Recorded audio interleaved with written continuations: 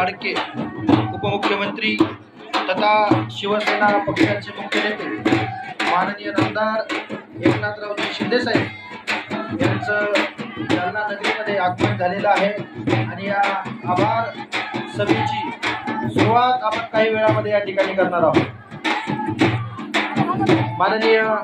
एकनाथरावजी शिंदे साहेब यांच्या समवेत महाराष्ट्र राज्याचे माननीय मंत्री तथा जालना विधानसभेचे लोकप्रिय आमदार लोकनेते माननीय आदरणीय अर्जुनरावजी खोतकर साहेब, यानंतर प्रमुख अतिथींमध्ये प्रतापरावजी जाधव साहेब, केंद्रीय आरोग्य मंत्री